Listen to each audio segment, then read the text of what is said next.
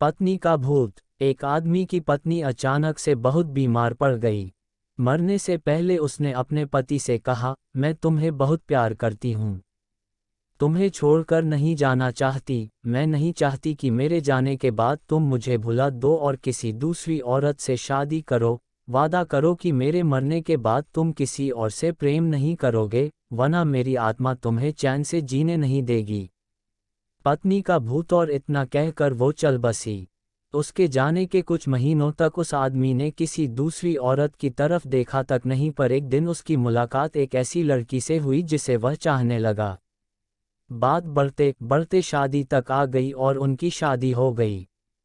शादी के ठीक बाद आदमी को लगा कि कोई उससे कुछ कह रहा है। मुड़कर देखा तो वो उसकी पहली पत्नी की आत्मा थी।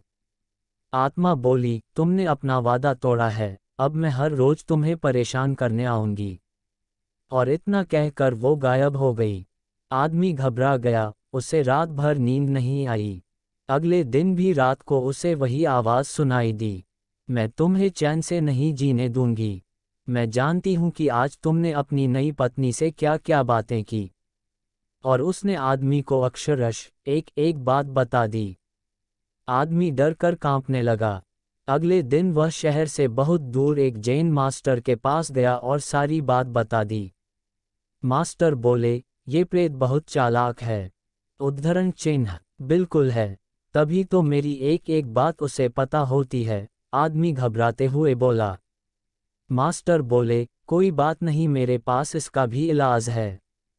इस बार जब तुम्हारी पत्नी का भूत आए तो मैं जैसा कहता हूँ तुम ठीक वैसा ही करना। उस रात जब आत्मा वापस आई तो आदमी बोला, तुम इतनी चालाक हो, मैं तुमसे कुछ भी नहीं छिपा सकता। और जैसा कि तुम चाहती हो मैं अपनी पत्नी को छोड़ने के लिए भी तैयार हूं, पर उसके लिए तुम्हें एक प्रश्न का उत्तर देना होगा, और अगर तुम उत्तर न दे पाई तो तुम्हें हमेशा हमेशा के लिए मेरा पीछा छोड़ना होगा। पत्नी का भूत बोला, मंजूर है, पूछो अपना प्रश्न।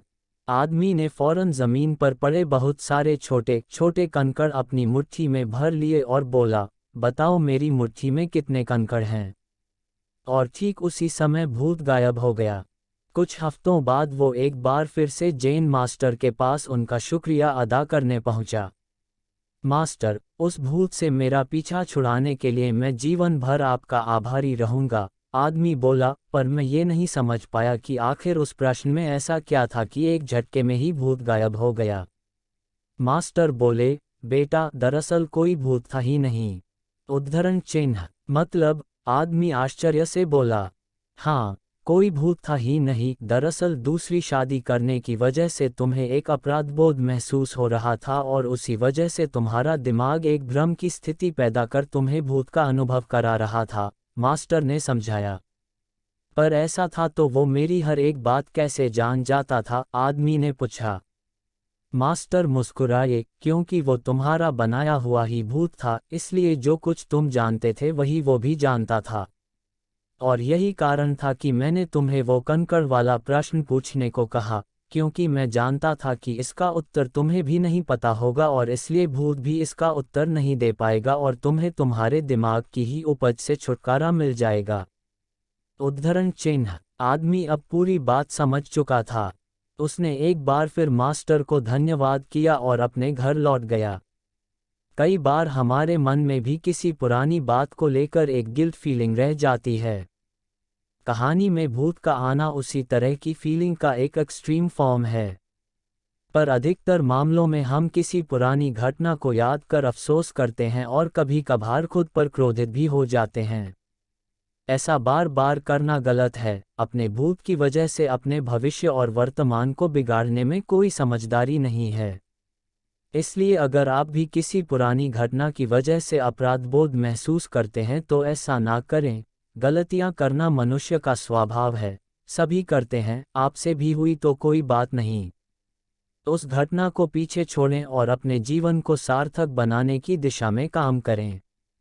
पर क्या भूत सच में होते हैं? यह एक ऐसी बहस है जो सदियों से चली आ रही है। जहां करोड़ों लोग मानते हैं कि भूत सच में होते हैं, वहीं बहुत से लोग ऐसे भी हैं जो भूत या आत्माओं के अस्तित्व को लेकर सहमत नहीं हैं। खैर, जो भी हो, अक्सर हमें भूतों से जुड़ी कुछ घटनाओं का जिक्र सुनने को मिल ही जाता है, और अगर बताने वाले की माने तो ये घटनाएं सच्ची होती हैं। तो आइए हम ऐसी ही कुछ सच्ची भूतिया कहानियों के बारे में जानते हैं।